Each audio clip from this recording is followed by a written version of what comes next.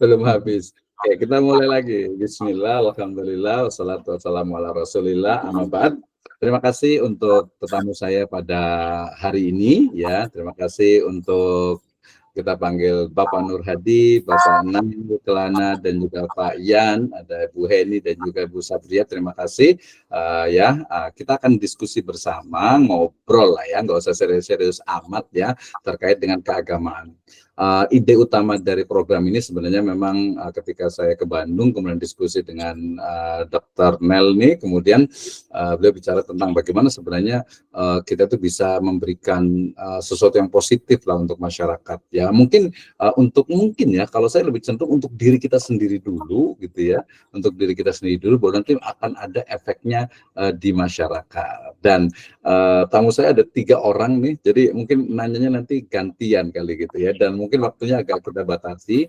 Jadi ada 8 topik utama yang mudah-mudahan ini bisa terus berjalan, terus kita lanjutkan di pertemuan-pertemuan yang akan datang. Jadi topik pertama kita lebih bicara tentang agama, ya, kemudian pemikiran dari agama itu, artinya bagaimana memikirkan agama, ya, walaupun Anda mengatakan agama itu ya nggak perlu dipikirkan gitu kali ya Dokter Yan ya, tinggal dilaksanakan saja gitu ya. Benar sih, benar gitu ya. Tetapi bagian lain juga perlu dipikirkan, karena apa? Mencari solusinya ya. Dan juga yang paling penting itu adalah keberagamaan.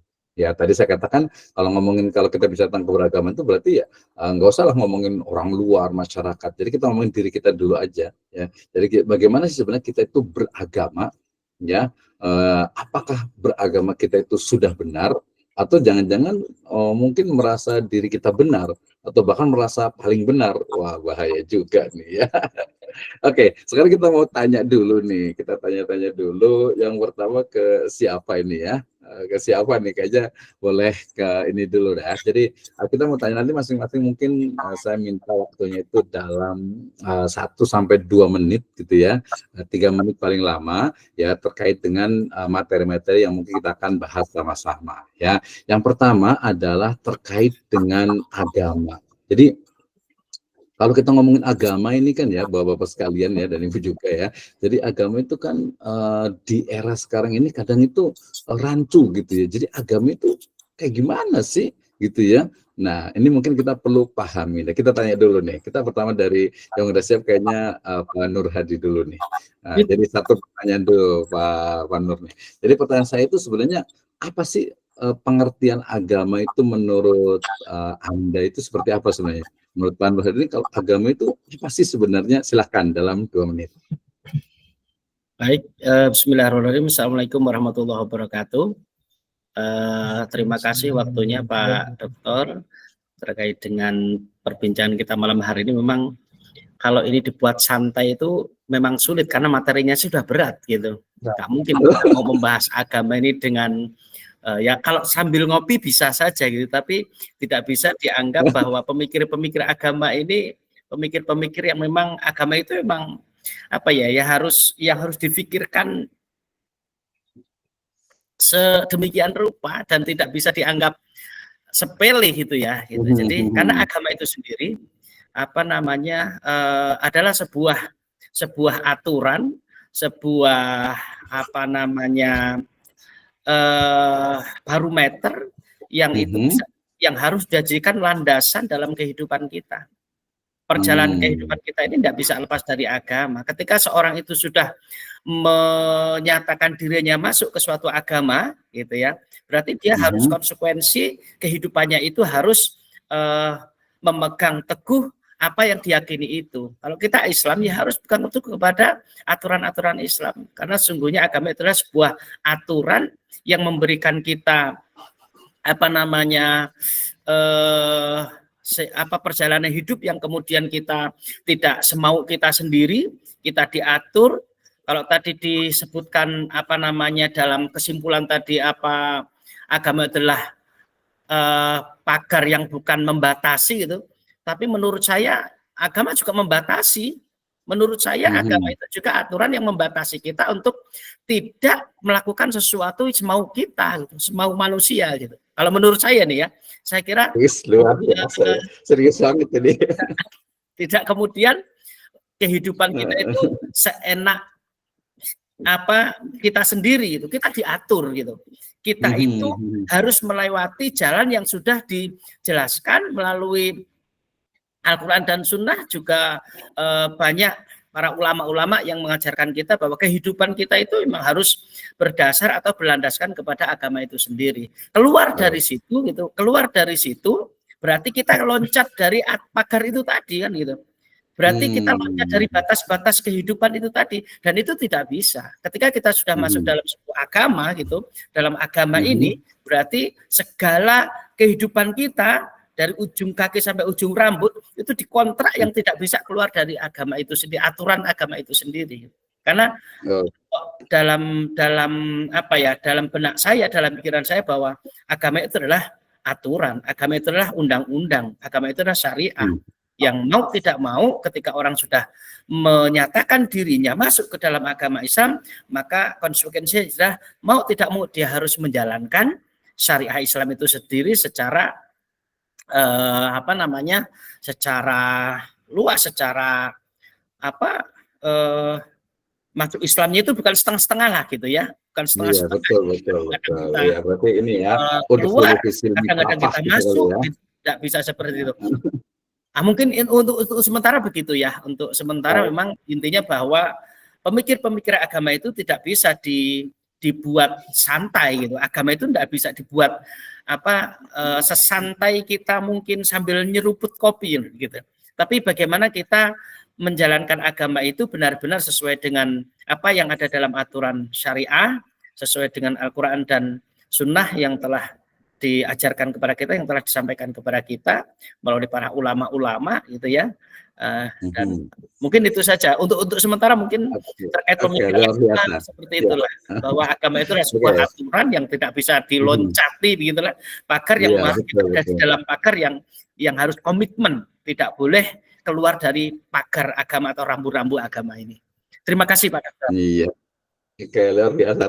Kita banyak pertanyaan lagi nih ya nanti ya. Karena gini, tadi betul sih ada semacam pagar. Cuman pertanyaannya itu adalah ini pagarnya di mana gitu? Apakah ini pagar yang dibuat sendiri atau ini pagar tilka hududullah gitu ya? Ini kan batasan-batasan Allah. Nah, batasannya itu yang mana? Nanti kita masuk ke interpretasi. Kita ke Dr. Nail dulu nih. Kira-kira nih Dr. Nail nih secara santai aja ya, dalam 1 sampai 1,5 menit nih. Jadi kayak gimana sih sebenarnya agama itu menurut Dr. Nail nih, kira-kira nih, silahkan nih, santai aja nih. Bismillahirrahmanirrahim. Assalamualaikum warahmatullahi wabarakatuh. Waalaikumsalam warahmatullahi wabarakatuh. Ya, ini sebetulnya saya bukan Ustadz ya, saya hanya kemarin ketemu dengan Pak Ustadz Misno untuk ngobrol. Saya punya masalah sebetulnya, ini malah jadi tamu gitu kan. Jadi saya tuh di satu sisi saya adalah Muslim dari lahir, ya memang agama itu kan fitrah ya, saya pasti mencari agamanya. Nah, pada satu perjalanan usia saya itu dulu usia 35 tahun, saya merasa meyakini agama ini gitu. Masih agama ini sama-sama Islamnya, tapi dalam perjalanannya di dalam ini, dalam organisasi ini, di dalam manhaj itu ya, yang itu ya, dalam selama 17 tahun ini ternyata kok agama begini gitu. Jadi saya malah ada situasi yang membingungkan, confuse buat saya sendiri. Agama yang katanya rahmatan lil alamin, tapi seperti membuat batasan-batasan yang tidak rahmatan lil alamin gitu. Nanti mungkin akan lebih fokus lagi ya, ini kemungkinan sempalan mungkin ya. Ini betul. Di dalam 17 tahun di situ, 17 tahun di dalamnya, dan saya merasa akhirnya saya ya ini juga hidayah dari Allah, saya bisa lepas. Gitu. Mas, berarti 35 ya, 35 tambah 17 berarti ya. Agama itu kan dicari, waktu mencarinya mungkin saya salah guru juga gitu. Saya dogmatis gitu ya, dogmatis, akhirnya saya jadi untuk sekarang ini saya lagi saya lagi berguru nih, saya mencari. Saya tuh telat sekali karena dari usia 0 sampai saya bukan di lingkungan yang pesantren gitu, pokoknya orang awam lah ya, orang awam, walaupun saya Muslim. Saya masuk ke aliran ini dan ternyata di aliran ini doktrinnya tuh ya saya anggap aja takfiri ya. Ya betul Jadi betul. menganggap orang Muslim di luar golongannya itu adalah kafir. Kafir gitu ya. Poinnya di situ poinnya ya. Sampai ini saya tuh seperti kacamata kuda gitu. Jadi menganggap yang lainnya itu tidak segolongan dengan saya, itu doktrin ya. Doktrin sampai ini saya bisa tercerahkan juga ya Allah, alhamdulillah itu Allah yang memberi Iya hidayah. betul betul. Hati-hati Pak Dokter, berarti harus hati-hati nih kayaknya. Nah, ini makanya ini saya jangan sampai jangan sampai saya sudah keluar dari mulut harimau masuk mulut buaya gitu. Jadi saya makanya saya lagi istilahnya ya mencari kebenaran ya. Nah, itu Iya kan betul. harus saya terus cari gitu ya. Ini yang makanya saya wah ini pakar-pakar semua nih, saya seneng nih ngobrol gitu. Oke, setuju Dokter Nur ya. Tadi ya, jadi jangan sampai dari mulut harimau ke mulut buaya gitu, apalagi buaya darat gitu ya. Oke, kita ke Dokter Yan dulu nih sebelum kita diskusikan itu. Menurut dokter gimana nih dalam 1 menit aja lah biasa itu. Jadi gimana sih sebenarnya agama menurut Dokter Yan nih? Silakan nih. Ya, bismillahirrahmanirrahim. Assalamualaikum warahmatullahi wabarakatuh. Waalaikumsalam warahmatullahi wabarakatuh. Alhamdulillah, assalatu wassalamu ala asyrafil anbiya'i wal mursalin sayyidina Muhammadin wa ala alihi wa sahbihi ajma'in. Rabbi shrah li sadri wa yassir li amri wahlul 'uqdatam min lisani yafqahu qawli. Ya, jadi terkait pertanyaan yang pertama itu mengenai agama ya. Jadi seperti saya bilang di awal tadi, saya mengambil referensi dari bukunya Profesor Mukib Atas. Jadi dia menuliskan agama itu dari kata din, dan din itu turunannya yaitu dharma. Dharma itu kan artinya berhutang. Nah ini satu cara terpandang yang berbeda dari yang lain gitu. Dan ini jarang orang yang gitu tentang makna dari agama itu adalah hutang. Dan ini diambil dari surat Al-A'raf ayat 172 kan, yang artinya tuh apa sih, kalau balas syahidna alasubirabikum, kalau balas syahidna gitu. Jadi kita tuh ada perjanjian dengan Allah, dan perjanjian itu kan satu yang hutang ya. Jadi yang pengertian hutang itu hutang apa? Hutang eksistensi. Jadi yang awalnya kita nggak ada, kemudian Allah adakan. Jadi Allah itu kan wujud. Nah, jadi kita mewujudkan diciptakan oleh Allah. Jadi itu pengertiannya berhutang. Nah, agama itu adalah berhutang, dan Islam itu cara mengembalikan hutang kita gitu, dengan cara ya beribadah ya seperti itu. Nah, itu lebih panjang lagi nanti. Itu paling itu aja. Ya, oke, terima kasih Dokter Yan. Ini sangat lembut sekali sih ininya ya. Suaranya agak dikit tapi nggak apa-apa ya. Jadi intinya kan gini ya, bahwa kalau saya melihat memang ini masing-masing kan tadi memang tidak lepas yang namanya agama itu ya, memang tadi adalah doktrinal ya. Artinya itu memang ya doktrinnya, kemudian ini adalah apalagi tadi yang baru istilahnya itu Islam itu kita dari lahir gitu ya, sehingga kemudian kita tahu bahwa Islam itu adalah agama yang benar itu mungkin karena baca tadi gitu ya, inna dina indallahil Islam, kemudian mungkin ikut pengajian dan lain sebagainya. Tapi kesadaran diri terhadap agama itu mungkin ya dia perlu tumbuh dan berkembang gitu ya, sehingga tadi sebenarnya saya bukan mengatakan bahwa agama itu membatasi, tapi justru ketika agama itu masih dipahami sebagai batasan-batasan, itu kalau menurut saya itu malah justru kita terkekang dengan yang namanya aturan-aturan dogmatis itu. Dalam artian begini, contoh mungkin saya kasih kesaksian itu adalah sholat gitu ya. Ketika sholat itu kita itu masih menganggap bahwa sholat itu adalah kewajiban gitu ya, harusnya kan itu more ya, lebih gitu ya, more than kewajiban gitu. Jadi ini sholat itu bukan hanya kewajiban ya, bahwa inna sholata tanha 'anil fahsya'i wal munkar, inna sholata, mungkin juga wa aqimis sholata li dzikri ya, kemudian juga sholat itu adalah sesuatu yang kita mauquta. Jadi ketika bicara tentang sholat bukan hanya bicara tentang kewajiban, Saya pikir pada level ini ya, jadi bukan hanya sholat itu bukan hanya kewajiban, tapi memang menjadi sebuah kebutuhan. Sama juga agama. Agama itu bukan sesuatu yang membatasi. Dalam artian itu semua kan al-aslu misalnya itu fil asya al-ibaha illa madalad dal, bahwa agama itu membatasi. Kalau kita merasa bahwa agama itu membatasi ruang gerak kita gitu misalnya itu ya, dalam konteks tertentu, maka ya akhirnya kita terkekang dalam hal-hal yang sifatnya itu mungkin tadi sebenarnya tidak sampai ke sana, dalam arti itu bukan di situ batasannya gitu. Misalnya kalau kita melihat sesuatu fenomena di masyarakat gitu ya, oh ini menurut satu orang itu, oh ini nggak boleh nih seperti ini, padahal mungkin bukan tidak boleh gitu, tapi mungkin keilmuan kita yang terbatas gitu ya.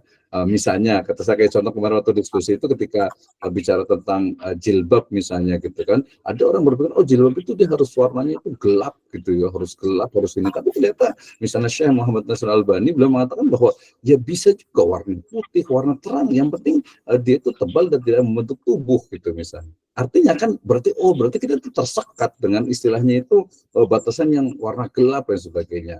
Kemudian juga mungkin sholat itu kadang kita itu tersekat dengan sampai ribut-ribut gitu ya ketika meletakkan tangan, ya dikatakan itu Nabi SAW yakni fi shalah wa doa yadaihi ala fakhidaihi.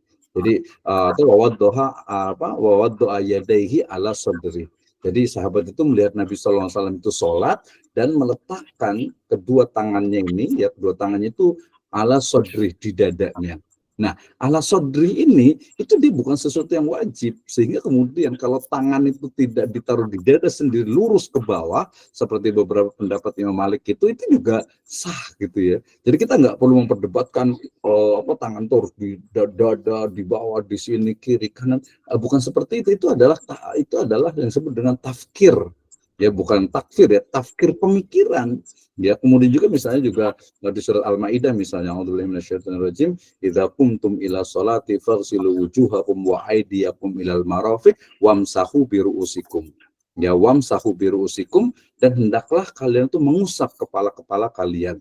Nah, wamsahu bi, kata-kata bi itu harfu jar, itu bisa menunjukkan bi ba'dur ru'us, sebagian dari kepala gitu ya, atau mungkin semua kepala. Nah, itu kan berarti itu pemikiran lagi. Nah, ketika kita kemudian membatasi diri bahwa harusnya kalau yang kepala doang di begini nggak boleh tuh gitu. Belum tentu juga, karena itu adalah pemikiran. Ya, jadi dalam konteks yang lebih luas saya memahami agama itu bukan sesuatu yang membatasi, tapi justru membawa sesuatu yang baik untuk diri kita. Nanti dalam konteks hukum itu namanya maqasidus syariah, maksud dan tujuan dari syariat itu. Jadi serius banget ini. Oke, kita lanjut deh, kita ke Nur Hadi lagi nih. Mungkin kita agak loncat nih ya.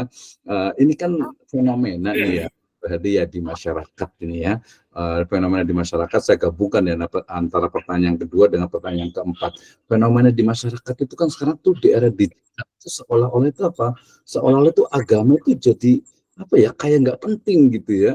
Orang ngaji satu sisi realitasnya adalah satu sisi orang itu mungkin semangat untuk mengaji, nahdlatul umat ya, kebangkitan umat, orang itu banyak mengaji. Tadi Pak Dr. Yan juga di kota itu banyak sekali pengajian, bahkan mungkin lebih banyak daripada di di perkampungan misalnya gitu ya. Nah, tapi permasalahannya itu adalah justru seperti apa sih sebenarnya lagi-lagi urgensi dari agama dalam konteks sekarang ini, melihat juga dari sisi realitas. Ya mungkin bisa kaitkan juga dengan teorinya Abraham ini ya, Maslow ya, bahwa kenapa sih orang itu belajar agama, sebagian besar kalau kita melihat di Yunani itu juga orang itu belajar agama itu biasanya karena kebutuhan dari istilahnya itu pokoknya itu terpenuhi gitu ya. Jadi dia baru mikir. Jadi ketika dia mungkin sandangnya, pangannya, kemudian papannya, kemudian juga tempat tinggal terpenuhi, baru dia bisa berpikir. Dokter Yani mungkin banyak ini karena mungkin secara kebutuhan dasarnya terpenuhi. Ya, Dokter Giginel juga sama, mungkin sudah terpenuhi, sehingga kemudian ada waktu untuk berpikir, ini agama saya benar nggak nih ya? Kemudian bagaimana sih cara beragama yang benar? Nah, silahkan kita kasih waktu 3 menit nih. Saya hadir pertama nih. Jadi bagaimana melihat realitas saat ini dari masyarakat dan juga urgensinya seperti apa nih? Baik, terima kasih Pak Tutor. Sebelumnya saya ingin membahas sedikit kembali ke awal tadi, bahwasanya saya sepakat dengan bahwa agama yang dalam perspektif kemudahan-kemudahan itu tadi adalah bukan sebuah pembatasan. Tapi kita juga harus melihat konteks bahwa dalam Al-Qur'an dalam Al-Qur'an itu ada perintah, ada larangan. Betul. Ya.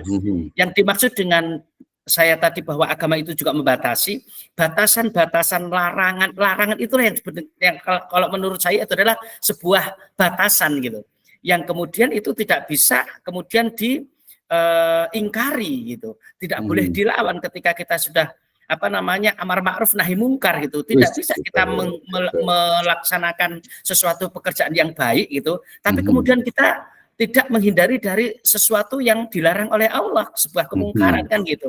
Nah, artinya yang saya maksud tadi bahwa agama adalah sebuah batasan, aturan yang membatasi gerak hidup kita, itu adalah batasan untuk supaya kita itu tidak terjerumus ke dalam suatu hal yang memang dilarang dalam konteks agama gitu. Dalam perintah ataupun larangan yang jelas oleh Allah ini diperintahkan. Oke, kalau kita berbicara masalah sholat, bukan berarti kemudian sholat itu adalah sebuah pengekangan diri. Kita merasa terkekang dengan perintah sholat. Kita merasa terpaksa melakukan ibadah kepada Allah SWT. Bukan.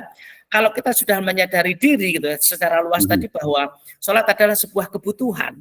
Sholat adalah untuk kebutuhan. Kenapa kalau sholat adalah sebuah kebutuhan? Karena dengan sholat ya kita menjadi tenang. Dengan sholat segala persoalan sepertinya bisa selesailah gitu, dengan paling tidak ketika kita sedang melaksanakan sholat itu, segala permasalahan di dalam kehidupan ini bisa terobati gitu ya, terobati ya, karena dalam agama adalah sifat juga. Ini itulah salah satu bahwa sholat itu juga memberikan pengobatan hati, rusaknya hati bisa disembuhkan dengan ibadah sholat kita. Maka tidak sekedar melaksanakan kewajiban, tapi lebih kepada sebuah kebutuhan hidup. Begitupun perintah-perintah Allah yang lain, tidak ada yang mengekang, tidak ada yang merasa kita itu terbatas begitu ya. Jadi konteks yang menurut saya agama itu membatasi adalah membatasi agar kehidupan kita itu tidak kemudian menerjang apa yang sudah dilarang dalam agama, yang menjadi aturan Allah Subhanahu wa taala kan gitu. Ini hanya sedikit perbedaan persepsi saja tadi gitu ya, sedikit persepsi saja. Ketika kita melihat konteks larangan, maka itu adalah sebuah batasan gitu. Ketika kita melihat itu adalah perintah, maka itu bukan sebuah batasan, tapi apa yang harus memang kita lakukan sebagai seorang hamba yang mempunyai kewajiban untuk mengabdi gitu ya. Kemudian beralih kepada sebuah agama yang dalam konteks saat ini gitu ya. Memang kita lebih sering sekarang itu agama menjadi alat gitu. Agama menjadi jembatan. Dan ini banyak orang yang memanfaatkan agama sebagai alat atau jembatan untuk mengarah ke kepentingan pribadi ataupun kepentingan golongan. Contoh, agama digunakan untuk alat politik. Agama digunakan untuk membesarkan organisasi tanpa melihat kepada substansi daripada agama itu sendiri gitu, bahwa agama ini adalah rahmatan lil alamin loh gitu, bukan kemudian dijadikan kepentingan untuk kepentingan sendiri, kepentingan pribadi atau kepentingan golongan gitu. Apalagi kalau sudah terkait dengan perpolitikan ya di Indonesia ya, di kita ini tidak lepas dari setiap hari kita diberikan informasi terkait dengan peta perpolitikan, apalagi sudah mau pilpres, pilkada gitu ya. Nah itu sudah konsep-konsep agama itu sudah di luar konsep yang sebenarnya, hanya untuk memancing, hanya untuk mendapatkan sesuatu, dia dengan menjual nilai-nilai agama kepada masyarakat, memancing supaya masyarakat itu tergoda gitu ya, tergoda dengan kita gitu, dengan bahasa-bahasa agama. Nah ini yang perlu kita pikirkan bersama, bahwa agama itu adalah sebuah rahmatan lil alamin yang harus membawa dampak kebaikan untuk seluruh alam, bukan hanya manusia tapi seluruh hamba Allah Subhanahu wa taala. Manusia ya, hewan, binatang dan juga tumbuh-tumbuhan adalah akan merasakan rahmatnya lil alamin adanya ad-dinul Islam itu tadi. Apalagi kita selaku sama-sama manusia, kalau hanya istilahnya beda golongan gitu, jangan sampai kemudian kita merasa itu tadi memakai kacamata kuda yang taunya ke depan terus kita lihat samping gitu ya. Maka di dalam slide ini saya sepakat sekali, ini saya senang lihat slide yang ke-7 ya, bagaimana cara beragama yang benar. Ini nanti itu tunggu ya. itu sabar tunggu dulu. Iya, maksudnya mungkin ini yang nanti perlu ya, betul. Kita sepakati bersama ya. bahwa Islam itu harus di tengah-tengah. Ketika kita berada di tengah-tengah gitu, tanpa melihat kanan, maksudnya tidak menyalahkan kanan dan kiri gitu, tapi kita menggandeng kanan dan kiri gitu, tidak kemudian kita terlalu ekstrim atau terlalu memudahkan agama. Insya Allah kita akan berada dalam agama yang benar gitu, insya Allah itu.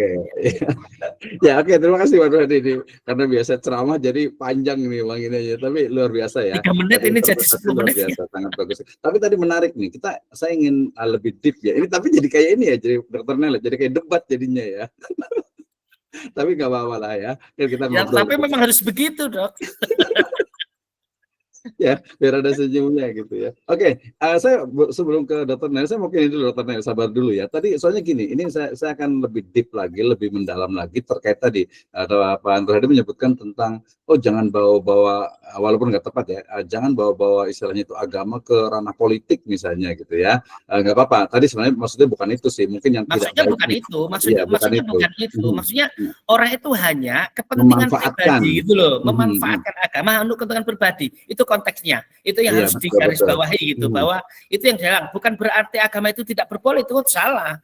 Agama juga harus berpolitik gitu, tidak mungkin kita lepas dari itu. Akan tetapi jangan menjual agama atas nama politik, itu yang tidak dibenarkan. Di masjid saja boleh kok pendidikan atau edukasi politik di masjid. Boleh ya, betul.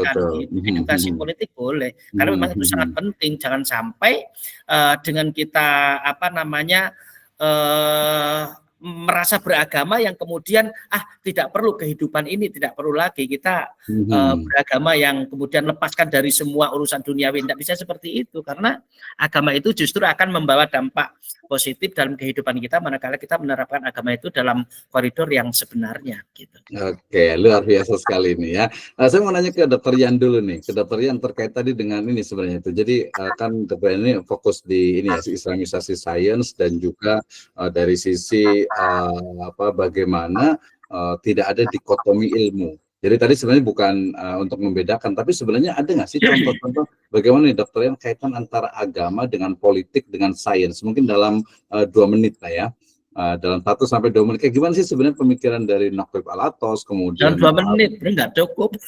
Al-Faruqi gitu ya. 2 menit coba. Kayak gimana sih hubungan korelasi antara agama dengan politik, agama dengan sains, termasuk tadi agama dengan lembaga gitu. Artinya tadi juga ini kan memang yang ada di ini ya, ini kita kan mau pilkada gitu ya. Jadi betul tidak, saya setuju dengan Pak Andro Hadi ketika jangan membawa-bawa nama agama untuk kepentingan politik, kepentingan pribadi. Tapi kemudian kan tetap saja ada agama yang juga dia bicara tentang politik gitu ya. Nah, kayak gimana nih Dokter Yan, silakan 1 sampai 2 menit nih.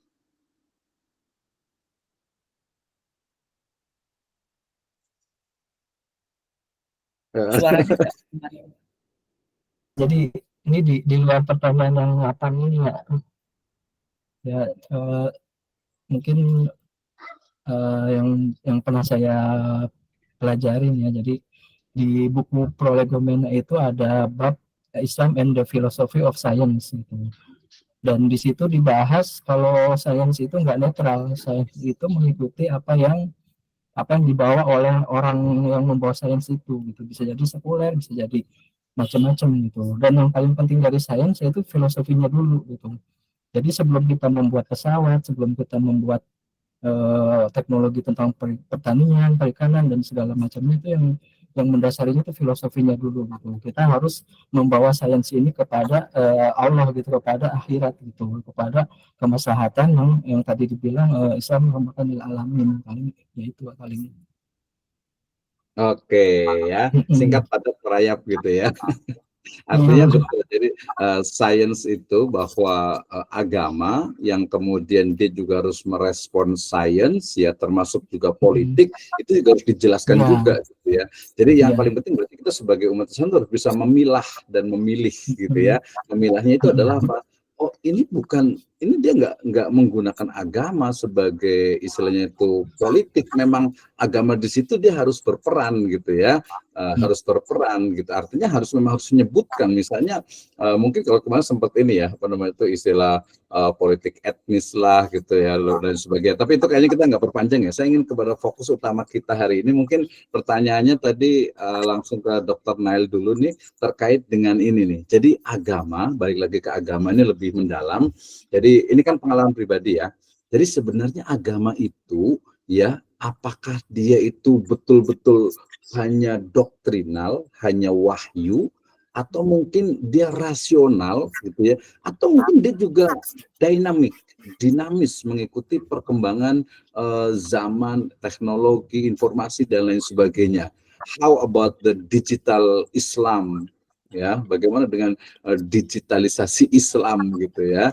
Nah, pertanyaannya benar-benar cukup jelas nih, Dr. Nail dulu nanti baru ke Pak Nur Hadi ini. Jadi pertanyaannya adalah bagaimana agama itu sebenarnya dibangun dari tiga hal ini, apakah dia wahyu ya, kemudian pemikiran dengan rasionalitasnya, atau mungkin dia realitas, artinya ya udah yang ada di masyarakat aja ya, karena di hadits juga dikatakan bahwa la tajtami'u ummati ala dhalalah, umatku itu tidak akan bersepakat dalam kesesatan misalnya gitu kan ya.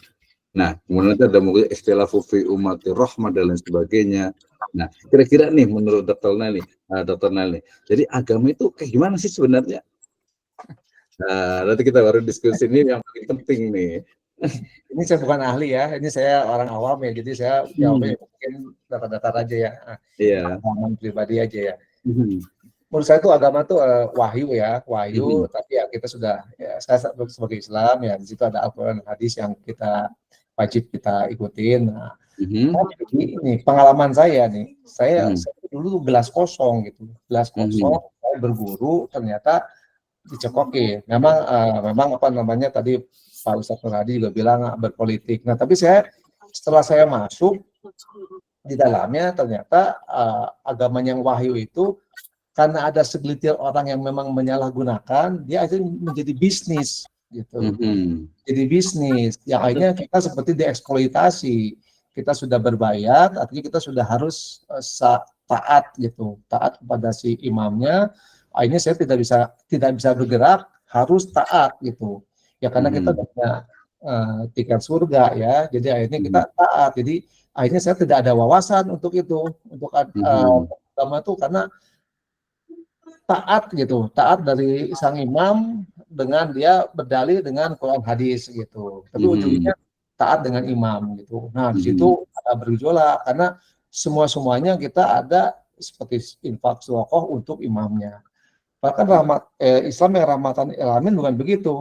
Di Al-Quran pun ada jelas, bukan buat imam, buat warga sekitar dan fakir miskin itu ya yang intinya. Tapi betul. Pada kondisi saya waktu itu 17 tahun saya di sana seperti upeti gitu. Kita harus ada yang namanya persepuluhan gitu. Jadi agama kok jadi sempit gitu. Dan menganggap orang di luar golongannya itu kafir itu. Jadi saya banyak sekali wawasan-wawasan yang akhirnya saya tidak bisa mendalami ya. Posisi itu saya sudah istilahnya karena sudah dibayar, jadi saya harus taat, patuh, tunduk 100% gitu. Jadi kalau enggak nanti walaupun ini sejengkal kamu melewati itu, kamu masukin neraka. Kayak ditakut-takutin, jadi udah transaksional sekali gitu. Kayak gitu. Iya, Agama itu sebetulnya kan kebutuhan. Tapi karena saya salah masuk ya itu taat yang taklid buta ya gitu. Belum tentu juga kalau orang luar mungkin di luar nggak begitu gitu. Begitu Pak Ustadz. Iya betul. Jadi tadi dokternya berarti ini ya. Jadi kan kalau di surat An-Nisa 9 itu kan a'udzubillahi minasyaitonirrajim bismillahirrahmanirrahim ya ayyuhalladzina amanu atiullaha wa atiur rasul wa ulil amri minkum. Taat kepada Allah, taat kepada Rasul dan ulil amri. Nah, kemudian interpretasi penafsiran dari ulil amri ini kemudian diarahkan kepada imamnya. Ya, sehingga kemudian berbaiat dengan imamnya, kemudian ketika keluar itu dianggap kafir gitu ya. Kemudian juga orang lain yang mungkin bukan hanya kafir tapi kalau masuk ke masjidnya itu juga harus dibersihkan gitu karena najis gitu kan ya. Nah, gitu. Nah, ini ternyata ya tadi memang sifat dari doktrinal itu. Jadi memaksakan interpretasi dari imamnya gitu ya. Kemudian menganggap ya udah ini paling benar nih agama ini gitu. Jadi kelompok ini yang paling benar. Itu kan kalau menurut saya ya tidak tepat karena ya tadi justru membatasi seolah-olah tuh Islam itu ya itu padahal tidak gitu. Di luar sana masih banyak sekali saudara-saudara kita yang mereka muslim ya, mereka mukmin ya, tidak najis ya, innamal muslimuna la yanjus gitu ya, muslim itu tidak najis sehingga ya mereka masuk surga juga. Jadi kalau keluar dari istilahnya zaman mereka itu, komunitas mereka itu bukan berarti juga kafir gitu ya, bukan berarti juga neraka, tidak gitu ya, karena jaminannya itu kan interpretasi itu sendiri gitu. Nah ini penting nih. Tapi kita mau nanya dulu nanti Pak Dokternya boleh ini lagi. Jadi sekarang ketika keluar dari komunitas itu jamaah itu kemudian apa nih yang kemudian ingin istilahnya itu memahami agamanya tuh kayak gimana nih? Hanya kita ke Pak Nur Hadi dulu nih ya. Kayak gimana nih Pak Nur Hadi nih? Pertanyaan jawab dalam 1,5 menit nih. Jadi bagaimana cara beragama yang benar? Artinya agama itu apakah dia wahyu atau rasional atau dinamikalitas di masyarakat? Silakan. Saya kira kalau melihat konteks ini tadi ya, bahwa agama itu apakah wahyu atau apakah itu akal gitu yang teman itu. Kalau kita lihat dari perspektif wahyu, Al-Quran dan Al-Hadis, tentu kita juga tidak bisa lepas bahwa itu adalah sebuah doktrin. Gitu ya. Tetapi doktrin dalam tanda kutip, bukan doktrin atas golongan yang kemudian dia menerjemahkan atau menafsirkan Al-Quran harus begini gitu. Apalagi itu tertentu gitu dalam sebuah golongan yang kemudian dia harus meyakini imamah, pemerintah yang diterjemahkan dengan imam itu tadi gitu, seorang imam, tapi imam dalam artian dalam tanda kutip itu tadi, imam dalam satu kelompoknya itu tadi, yang kemudian dia memberikan doktrin-doktrin tertentu kepada jamaahnya untuk taat, untuk mengikuti apapun yang menjadi aturan sesuai dengan perspektif mereka gitu, sesuai dengan perspektif imam itu gitu. Nah ini doktrin yang tidak tepat gitu, ini doktrin yang salah gitu. Doktrin yang sebenarnya bahwasanya Al-Quran itu adalah mendoktrin kita untuk meyakini kebenaran Al-Quran gitu, untuk meyakini kebenaran ad-dinul Islam itu tadi gitu, adalah doktrin. Ini dalam pemikiran saya doktrin. Nah, akan tetapi Islam itu Allah itu memberikan kita itu akal itu tadi. Bagaimana akal kita bekerja gitu, bagaimana akal kita itu kemudian bisa memilah, logika kita itu bekerja gitu, sehingga banyak para penafsir Al-Quran yang itu kemudian, karena kalau kita belajar tanpa Al-Quran, tanpa guru, tanpa penafsiran yang tepat, kita juga enggak pas juga menerjemahkan kemudian menafsirkan isi kandungan Al-Quran itu sendiri, kita sendiri, tanpa disertai dengan ilmu-ilmu yang mendukung untuk menerjemahkan ataupun menafsirkan Al-Quran itu sendiri gitu. Maka memang diperlukan diperlukan seorang yang bisa memberikan itu, entah kita mungkin melalui buku-bukunya, melalui karya-karya dari para ulama ya, ulama-ulama fikih yang itu sudah juga terjemahan dari Al-Quran dan hadis Nabi kan begitu. Nah ini saya kira kalau kita berbicara masalah doktrin, ya tidak salah juga bahwa agama itu adalah sebuah doktrin. Namun kemudian agama harus diterapkan sedemikian rupa yang kita telah memahami, yang mengetahui gitu, bagaimana agama itu menjadi agama, menjadi sesuatu yang dalam kehidupan itu menjadi rahmatan lil alamin itu tadi. Dia kemudian tidak menyalahkan yang lain, ya, bahwa agama itu sangat luas, pandangan orang itu sangat luar biasa ketika menerjemahkan satu ayat gitu, yang membuat orang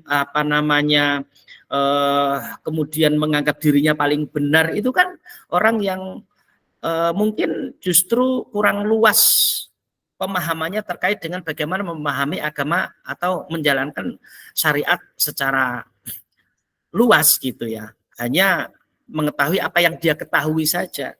Tidak mau menerima pendapat orang lain, tidak mau menerima ilmu dari orang lain.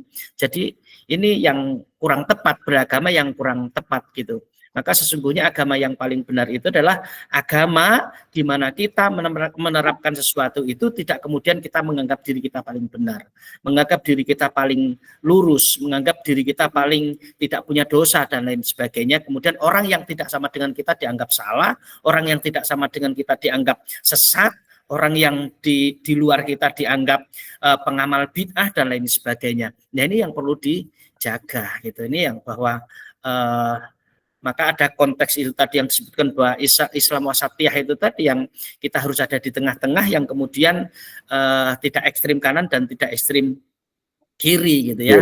Radikal juga tidak kemudian tidak radikal juga tidak tidak liberal kan gitu ya. Jadi harus ada di tengah-tengah, itu yang di Islam wasatiyah itu seperti itu. Betul. Nanti kayaknya kita mungkin ada khusus ya, kebetulan ada teman dari Singapura itu yang fokus kepada disertasi beliau itu tentang Islam wasatiyah, karena ini juga kalau saya sendiri juga cenderung artinya gini, oke, setuju dengan istilah wasatiyah, tapi wasatiyah yang mana gitu ya, karena Islam sendiri itu sudah wasatiyah, Islam itu sendiri sudah antara ghairil maghdubi alaihim waladdallin, itu kan udah wasatiyah gitu. Kemudian mungkin lebih detail lagi di dalam itu wasatiyah itu seperti apa, tapi kayaknya mungkin mudah-mudahan di next program berikutnya ya. Nah, nanti kita ada juga dengan ada Abah Suhendi juga nih dari Sukabumi juga, nanti kita undang juga ya, mudah-mudahan belum istirahat ya. Tapi saya nanya tadi ke Pak Nur Hadi, nyambung ada dua sebenarnya sambungannya itu. Sambungan pertama adalah terkait dengan kita tadi yang mahal khotowanisian. Ini menjadi pertanyaan berikutnya yang menjadi penting menurut saya, bagaimana kita sebagai insan mahalul khotowanisian, tetapi kemudian kita itu juga ingin menjadi ahsani takwim, ingin menjadi ibadur rahman. Nah, ini penting nih. Saya pertanyaan nanti ke Pak Nur Hadi dengan Pak Nail. Tapi saya ke Dr. Ian dulu. Ke Dr. Ian saya mungkin tanya tadi tentang Al-Quran. Tadi kan dia sifatnya memang doktrinal. Dia adalah wahyu. Hadis dia juga adalah wahyu. Tapi kemudian ada unsur perkembangan dari ilmu pengetahuan. Akhirnya terkadang yaitu menabrakkan antara Al-Quran dengan sains. Ya, antara Al-Quran dengan ilmu pengetahuan gitu ya, antara Al-Quran dengan tadi rasionalitas. Misalnya ketika kita membaca surat Yasin, misalnya di surat ke 36 38 itu dikatakan a'udzubillahi minasyaitonirrajim, bismillahirrahmanirrahim, wasyamsi tajri fi mustaqarril laha zalika taqdirul azizil hakim, dan matahari yajri, ya berjalan di tempat peredarannya, itu adalah takdir dari Yang Maha Pencipta. Nah, kurang lebih seperti itu. Artinya bahwa konsep misalnya heliosentris ya, atau mungkin juga geosentris, itu kan kemudian menjadi bagian dari perkembangan ilmu pengetahuan.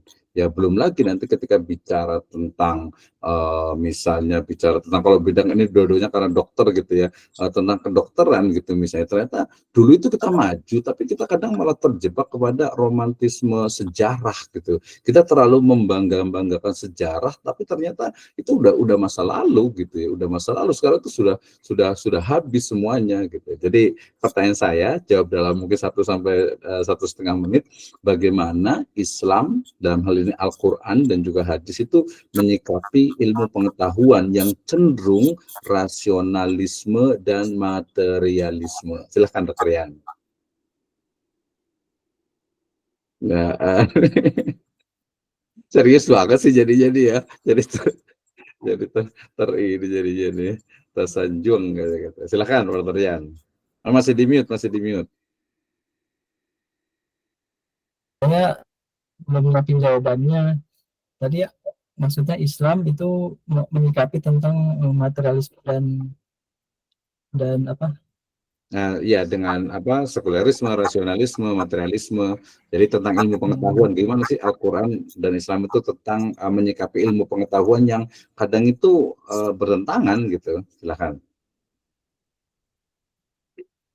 Ya, ya, jadi Islam yang berkembang sekarang ini kan sudah banyak dipengaruhi oleh pemikiran-pemikiran Barat yang seperti tadi dibilang sekularisme, materialisme gitu.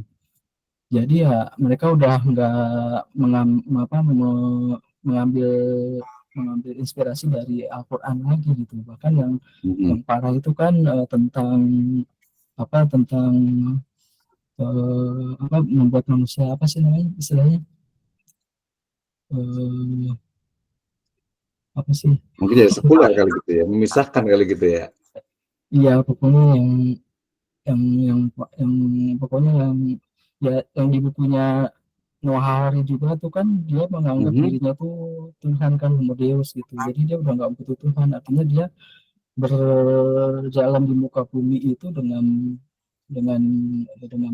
pemikirannya dia sendiri yang sekuler, yang materialistis itu gitu. Jadi pemikiran Barat yang ekstrim ini tuh udah mempengaruhi agama Islam itu sendiri gitu. Jadi jadi tujuan Islamisasi itu juga sebenarnya nggak langsung merubah sesuatu dengan Islam, artinya itu menempelkan ayat aja jadinya kan. Jadi tujuan Islamisasi itu pertama dewesternisasi dulu, jadi yang unsur-unsur Baratnya dihilangkan dulu gitu. Oke, ya. Suaranya agak kecil ini ya. Nanti perlu dikencengin lagi suaranya kayaknya nih. Oh kecil ya. Oke. Kecil. Tapi nggak apa-apa. Kecil ya. Nggak, udah cukup bagus. Tapi artinya betul sih. Tadi setuju ya. Jadi sebenarnya kan kita pahami, walaupun nanti perlu lebih detail lagi terkait dengan bagaimana sebenarnya ya Islam itu memiliki dimensi doktrinal, dimensi wahyu itu jelas ya, walaupun ini ditentang oleh Western culture gitu ya, cara berpikirnya Barat yang tidak menerima wahyu itu sebagai kebenaran yang sifatnya itu ilmiah ataupun juga alamiah gitu ya. Nah ini juga menjadi sebuah kekhasan nanti dalam perspektifnya epistemologi gitu ya. Kemudian yang kedua rasional juga, Islam juga tidak menolak juga rasionalisme. Artinya ada beberapa bagian terutama yang sifatnya itu adalah syariat dan muamalah itu dia memang rasional. Ya, for example, misalnya kenapa wa halallahul bai' wa harrama riba? Kenapa riba itu diharamkan? Ya, nah itu kalau saya tanya biasanya jawabannya itu yang dua. Kenapa riba itu diharamkan? Jawabannya itu ada dua. Yang pertama adalah jawaban dari usul fikih, ya. Yang kedua itu adalah jawaban dari maqasid berbasis rasional, gitu ya. Bahwa ketika kenapa riba itu haram, karena jelas wa ahallallahul bai' wa harrama riba, la'ana Rasulullah sallallahu alaihi wasallam akila riba wa mukilahu wa katibahu wa syahidaihi wa qalahum sawa. Itu berarti adalah jawaban fatwa DSNM, itu adalah jawaban secara usul fikihnya. Tapi jawaban secara maqasid berbasis rasional, kita akan menjawab bahwa riba itu haram karena memang riba itu membuat orang yang membutuhkan akan dana, kemudian dia itu justru malah bukannya ditolong tapi malah dikenakan lagi tambahan ziyadah fi aqdidain. Ya, kenapa? Karena riba itu kan pada utang piutang. Orang sudah mau utang, butuh uang, perlu duit gitu ya. Kemudian kok malah ditambahi dengan adanya ziyadah atau tambahan itu. Nah, jadi itu salah satu contoh dari rasional. Nah, kemudian kaitan dengan realitas, ya memang kalau tadi dikatakan di kaidah fikih itu adalah al-adatul muhakkamah, bahwa adat kebiasaan itu dia akan menjadi bagian juga dari hukum. Bahkan Ibnu Qayyim itu menyebutnya bahwa taghayyurul fatwa bitaghayyuril azminah wal amkinah wan niyah wal awaid. Bahwasanya fatwa atau hukum dia itu bisa mengalami perubahan dengan perubahan waktu, perubahan tempat, dan juga perubahan kebiasaan. Artinya kebiasaan yang kalau dulu orang penerima hadis, rawi hadis itu, dari kalau di komunitasnya yang dulu Pak Dr. Nail itu kan, Dr. Gigi Nail kan ada ini ya, jadi harus mangkul gitu ya. Jadi ilmu itu harus bernyambung gitu ya. Memang betul sih, ilmu itu harus nyambung ya, harus ada sanadnya, harus mangkul gitu ya kan, betul memang gitu. Cuma penerapannya. Nah, ketika ilmu itu dia harus mangkul, harus nyambung, maka harus jelas. Oh ternyata betul bahwa misalnya dulu itu rawi hadis kalau kepalanya terbuka seperti saya ini itu doif itu apa namanya pokoknya ghair soduk gitu ya, doif lemah gitu ya. Jadi tidak diterima tuh hadis orang yang kepalanya itu tidak memakai sorban, tidak memakai tutup kepala. But today gitu ya, tapi hari ini ya nggak bisa mengukur kesolehan tuh dengan peci. Orang non muslim juga pakai peci hitam juga gitu ya. Orang dulu kita ingat sekali tuh, banyak sekali ulama-ulama di bawah tahun 70-an itu yang masih mengharamkan dasi misalnya. Karena man tasyabbaha biqaumin fahuwa minhum gitu ya. Nggak boleh tuh gitu. Tapi sekarang pesantren-pesantren salaf itu mereka sudah pakai dasi gitu ya, pakai peci hitam juga gitu. Itu kan sebuah perubahan. Kemudian juga banyak sekali yang artinya dia juga sangat dinamik gitu. Artinya banyak sekali harus ada. Jadi kalau ada orang bilang bahwa ya ada beberapa bagian itu yang apa ya dianggapnya itu bukan usang, bagian dari agama itu bukan usang, tapi mungkin perlu ada tadi rethinking, ada pemikiran-pemikiran baru yang menjadikan aktualisasi dari pemikiran modern sekarang ini. Misalnya, kalau di kedokteran ini paling banyak ya, saya bikin buku yang tentang, dengan Pak Hadi juga ya, tentang fikih kedokteran kontemporer itu, misalnya mulai dari ya bayi tabung, kemudian transplantasi, kemudian juga Cloning. ada lagi apa yang janin di luar rahim gitu ya, punya banyak banget lah. Nah itu kan perlu dikaji, dan kelebihan dari Islam itu adalah dia itu berkembang. Misalnya apa? Misalnya bayi tabung misalnya, jadi apa pembuahan di luar rahim misalnya gitu ya, itu ya boleh gitu ya. Tetapi kalau ternyata misalnya itu apa benihnya itu ternyata bukan dari yang halal, nah itu berarti menjadi haram tuh ya, tetap tidak boleh gitu kan ya, karena benihnya itu bukan dari ikatan yang kuat, bukan dari ikatan yang dihalalkan. Ini kerjanya penghulu nih, Pak Hadi nih kayaknya. Gitu ya. Nah itu oke. Pertanyaan terakhir nih, nanti ada Pak Usman Sirajuddin juga, ada Pak Suhendi juga, mungkin kita mau ajak diskusi nih. Pertanyaan terakhir tadi terkait dengan yang kedua dari Pak Hadi itu bahwasannya al-insan mahal khata' wa nisyan. Ya, pertanyaan besarnya dari saya itu adalah bagaimana nih ya kita sebagai insan ya makhluk yang sering alpa, sering lupa, sering lalai gitu ya. Kemudian tapi kita juga ingin menjadi ibadur rahman, ingin menjadi hamba Allah yang bertakwa. Ya kita ingin istilahnya itu beragama dengan baik, tetapi kita memiliki berjuta kekurangan. Nah, seperti apa nih kira-kira kita bisa menyikapi, mungkin kalau saya biasa ngasih motivasi ke mahasiswa itu, jadikan kekurangan Anda adalah kekuatan Anda. Jadikan hambatan itu sebagai jembatan. But just talk gitu ya, baru ngomong gitu ya. Prakteknya itu perlu motivasi nih dari Dr. Nail, dari Pak Hadi, dari Dr. Ian juga, nanti dari Pak Suhendi juga, dan Pak Ustadz Usman Sirajuddin juga nih. Kita mulai dari Pak Dr. Nail dulu ya, Dr. Ginal. Kira-kira gimana nih ketika kita ingin beragama ya, kemudian ternyata ya kita banyak kekurangan lah, jujur gitu ya, kita terlalu banyak kekurangan, tapi kita juga pengen dong masuk surga gitu ya, mudah-mudahan ini bisa masuk surga bareng-bareng gitu ya, amin ya rabbal alamin. Silakan Dr. Nail, kira-kira gimana nih? Ya, Silakan. dulu saya waktu di masih dalam komunitas itu, saya merasa ya saya sudah tinggal taat imam pasti surganya gitu, karena kan Udah dapat tiket surga gitu ya? ya, jadi saya udah saya mau berbuat maksiat dengan orang luar nggak masalah, yang penting saya di dalam tetap taat sama imamnya, sampai sebegitunya doktrinnya gitu.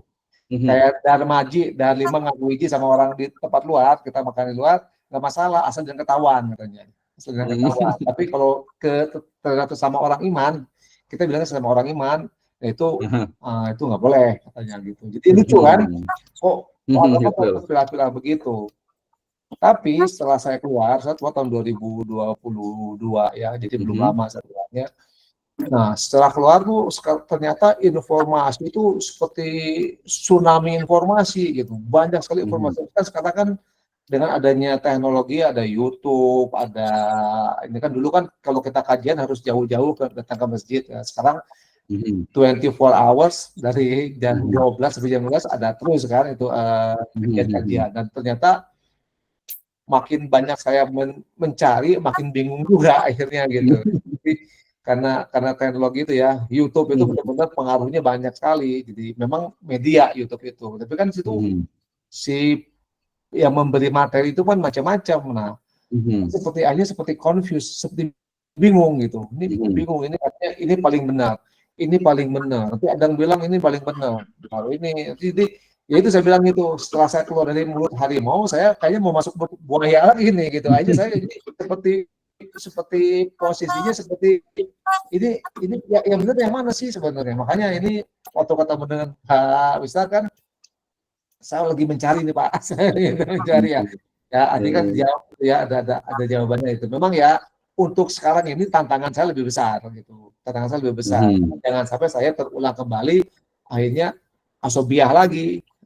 Gitu. Saya menganggap golongan yang saya masukkan nanti itu ternyata begitu juga ininya polanya gitu. Intinya saya inginnya tuh Islam yang rahmatan lil alamin, jangan sampai Islam yang tidak rahmatan lil alamin gitu. Itu yang lagi saya cari gitu. Yang salah. Jadi bukan hanya buat golongannya aja gitu. Gitu, Pak. Oke, ya jadi ini ya mungkin karena tadi pengalaman di satu komunitasnya kemudian merasa bahwa ketika sudah di dalam komunitas itu kemudian sudah dapat tiket surga gitu ya. Jadi ketika dengan orang di luar iman itu, di luar komunitas itu ya bebas terserah gitu. Yang penting tidak sesama ikhwan atau iman di situ gitu ya. Ya betul. Tapi kalau menurut saya memang ya harus kita banyak belajar lagi. Tentu saja tadi mungkin bahasanya itu mungkin ini ya metodologi ya. Metodologi dalam beragama. Justru ini yang harus ini kan nih, yang ke Dr. Nelul balik lagi nih. Jadi yang sekarang dipahami, bagaimana cara beragamanya kita gitu, kayak gimana nih kira-kira nih dalam 1 menit nih. Yang dipahami sekarang gitu, mungkin nanti Pak Dr.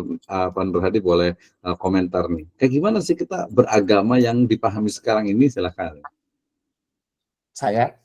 Iya.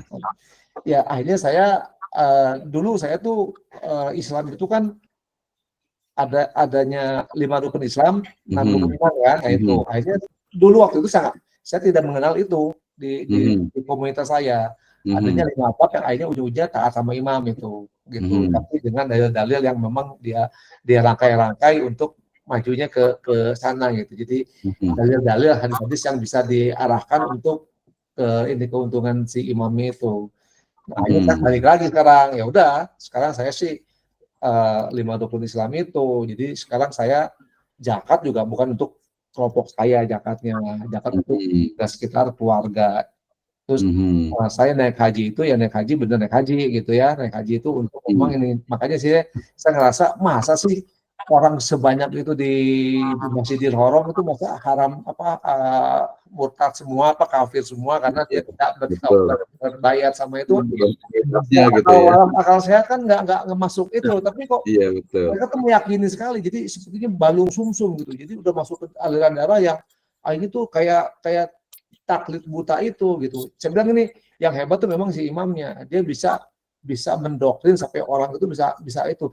Kita aja teman-teman saya itu bukan ada yang profesor, ada yang istilahnya dia di jenderal gitu kan, artinya memang secara keilmuan dunianya oke, tapi keilmuannya yang galau-galau ini gitu, yang dia memang gelas kosong akhirnya dimasukin cekok gitu, udah itu paling enak sekali. Ujung-ujungnya kan apa? Ujungnya kan infak persenannya tuh.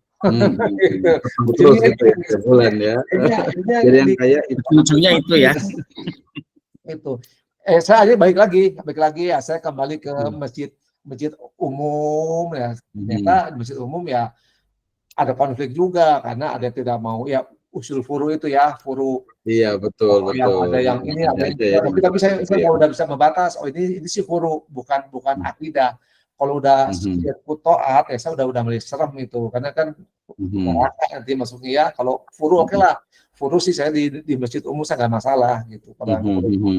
Asal Iya. jangan aja lah akidahnya itu kan sekarang saya lagi menoto akidah saya gitu. Akidah yang baik Betul. dan benar yang tidak syirku taat ya. Jadi syirik ketaatan gitu. Itu kan masa jadi Begitu ya. masuk surga itu harus ada perantara imam ini kan itu si imam ini kan manusia bukan Benar. nabi gitu. Tapi saya harus taat dengan imam ini itu yang jadi confuse ya jadi buat saya itu jadi seperti aneh gitu. Oke, ya betul ya. Ini sudah banyak banget nih. Ini sebenarnya kalau ini panjang banget nanti Dr. Nel ya. Mungkin mudah-mudahan next bisa lagi. Tadi ngomongin tentang usul, ngomongin tentang furu gitu ya. Nah kalau bicara usul kan bicara tentang akidah. Kemarin sempat saya diskusi dengan ini Abah Suhendi nih dari Sukabumi. Beliau sering bicara tentang bagaimana misalnya secara usul akidah gitu misalnya itu ya.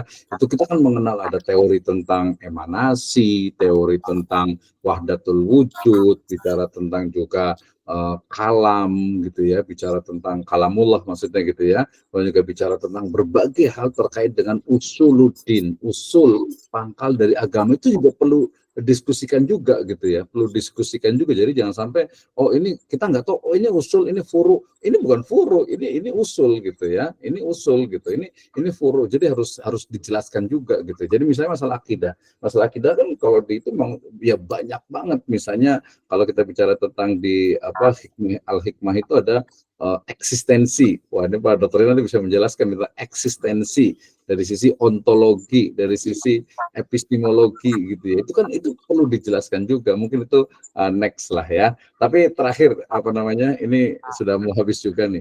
Kedokteran 1 menit nih. Tentang kedokteran itu cara beragama kayak gimana sih yang dianggap mungkin ya udah saya beragamanya seperti ini dalam 1 menit. Silakan Dokter Yan. Sebelum nanti terakhir ke Pak Nur Hadi. Ya, ini mungkin nggak tahu salah, tapi ya simpel benar. Jadi saya coba menjawab. Jadi yang namanya beragama yang baik itu beragama hingga makom ihsan. Jadi itu seimbang antara tasawuf dengan fikih gitu. Jadi kalau di agama lain, contohnya agama Kristen itu kan lebih banyak tasawufnya. Sedangkan agama Yahudi itu lebih banyak ke masalah fikihnya. Dan di Islam itu kan nggak ada dikotomis yang tadi Ustaz bilang, jadi nggak ada dikotomis. Jadi antara tasawuf dan fikih itu bisa seimbang hingga kita ada berada pada makom ihsan tadi gitu. Paling gitu. Oke, itu harus baca Ihya Ulumuddin, itu berarti harus baca tuh. Itu kan combine ya, combine between spirituality dan juga jurisprudence antara fikih dengan spiritualitas. Tapi saya rasa ini panjang nih. Terakhir dari Pak Nur Hadi nih, mungkin ada yang mau berkomentar, ada Pak Usman dengan juga Pak Suhendi nih. Dalam 2 menit Pak Nur Hadi nih terkait dengan tadi bagaimana kita beragama di tengah berjuta kekurangan kita. Silahkan dalam 1,5 menit dikurang lagi. Ya, kalau ini berarti berbicara masalah person. Ya, betul. Person. Artinya kalau saya tetap memotivasi diri bahwa karena tidak akan bisa lepas manusia itu tidak akan lepas dari kelemahan yang memang itu sudah fitrah itu. Maka untuk mengimbangi atau mungkin untuk menjadikan kita itu lebih bermakna, yang jelas amaliyah agama itu harus tetap terus dijalankan untuk memperbaiki diri sampai kita benar-benar menjadi baik itu. Entah sampai apakah itu sampai dengan kematian yang membatasi kita gitu ya. Karena jangan menunggu kita baik untuk berbuat baik gitu, tapi di tengah-tengah kelemahan kita yang penuh dengan kesalahan baik yang sengaja maupun yang tidak disengaja gitu ya, di tengah-tengah goncangan jiwa ataupun goncangan hawa itu tetap agama sebagai pagar untuk terus membatasi kita biar tidak terlalu terlena dengan keinginan-keinginan semu, sehingga dan kunci utama kalau saya gitu ya, secara pribadi gitu, kunci utamanya adalah tetap jalankan ibadah sholat, jangan sampai tertinggal, karena itu satu-satunya curhat kita kepada Allah untuk minta petunjuk yang terbaik dari Allah. Mungkin itu Pak Dokter. Masya Allah, terharu saya ini. Luar biasa sekali nih ya.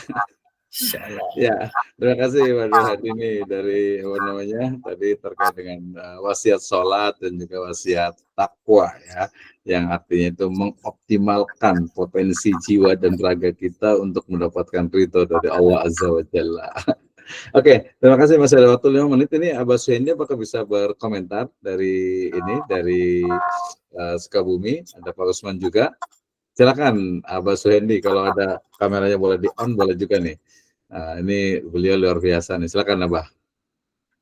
Assalamualaikum warahmatullahi wabarakatuh. Waalaikumsalam warahmatullahi wabarakatuh. Sebetulnya saya lagi asik nyimak ini karena dalam kondisi ini pasnya untuk penyimak saja, saya bukan pembicara. Cuman ya terkait keberagamaan sekarang memang diperlukan suatu kesadaran bahwa kita itu adalah sebagai manusia yang lemah gitu. Nah, karena kalau sudah menyadari bahwa kita adalah makhluk yang lemah, maka jalan yang paling pokok adalah dibutuhkan satu penopang untuk membantu kelemahan kita, yaitu agama.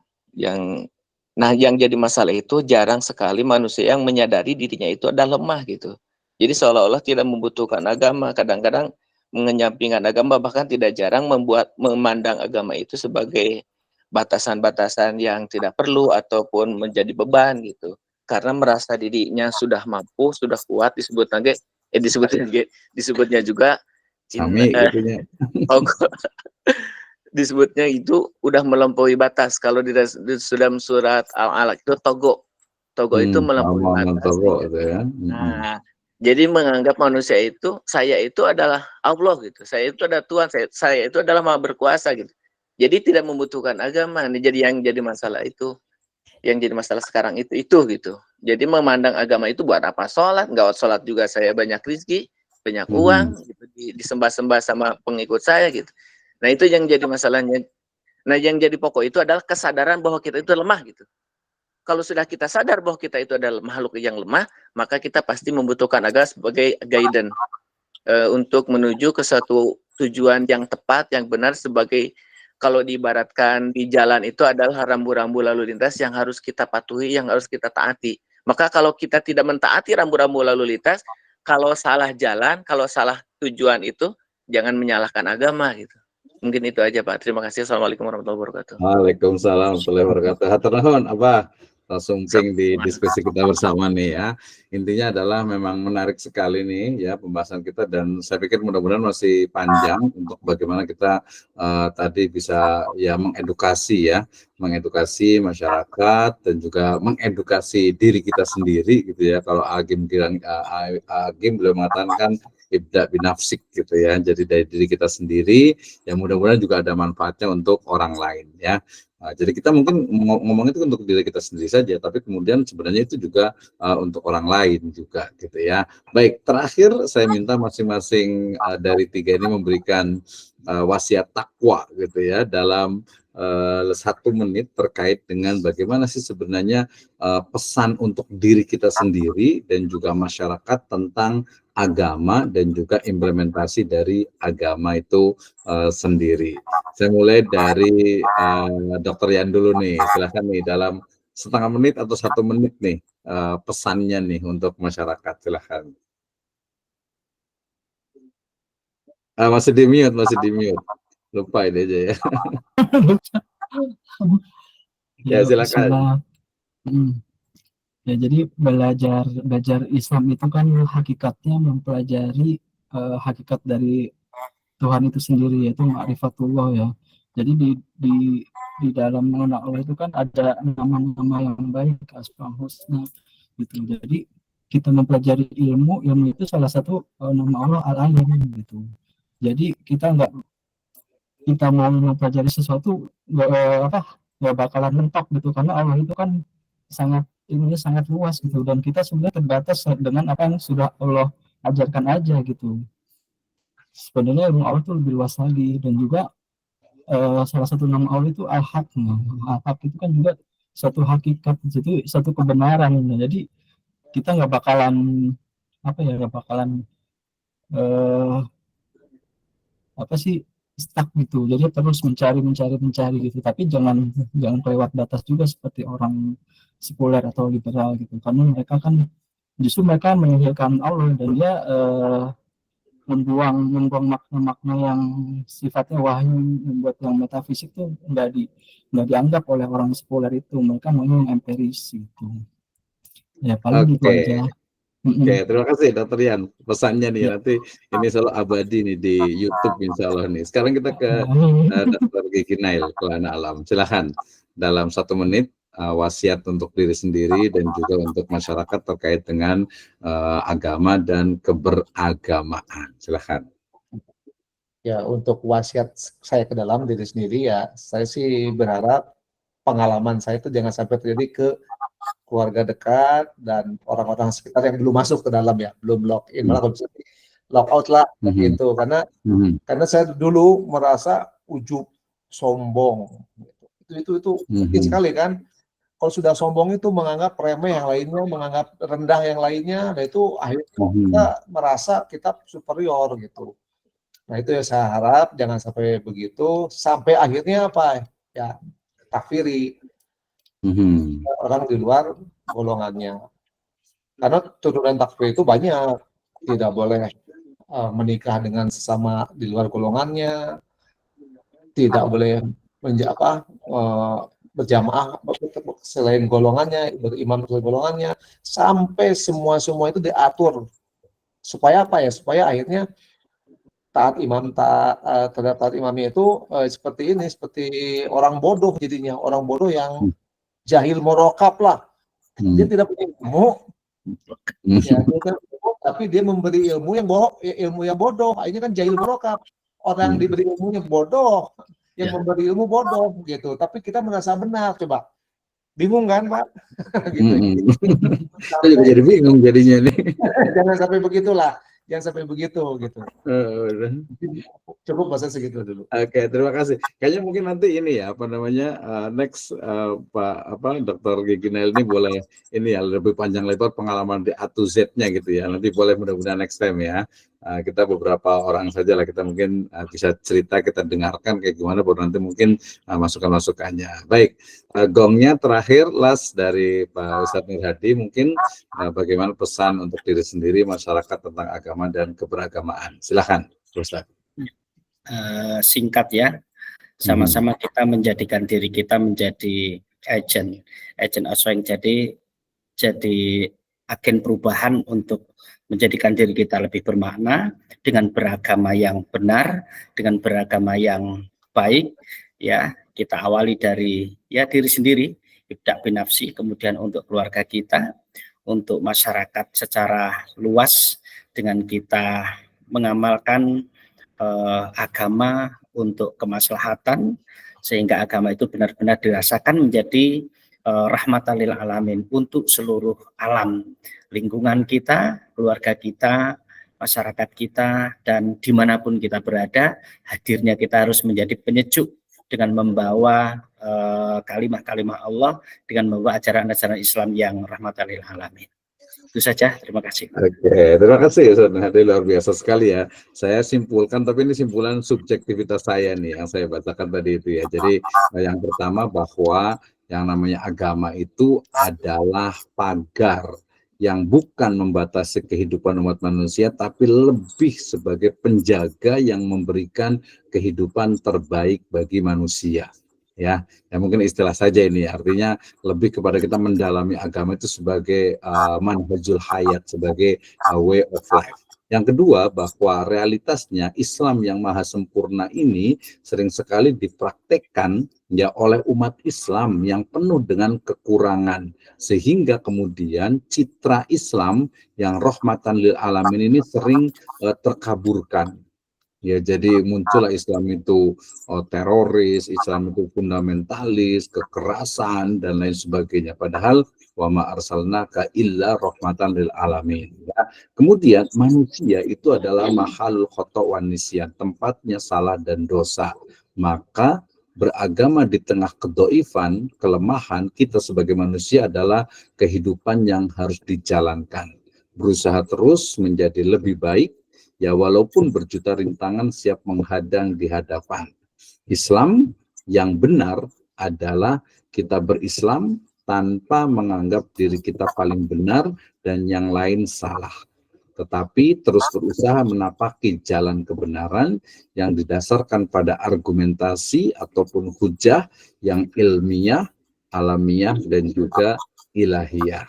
Demikian, wallahu alam bishawab. Sekali lagi saya ucapkan jazakumullahu khairan, matur nuwun ya, matur nuwun, terima kasih atas waktu dan kesempatannya. Mudah-mudahan kita bisa berjumpa lagi di waktu yang akan datang. Kita tutup dengan hamdalah dan doa kafatul majlis. Alhamdulillahirabbil alamin.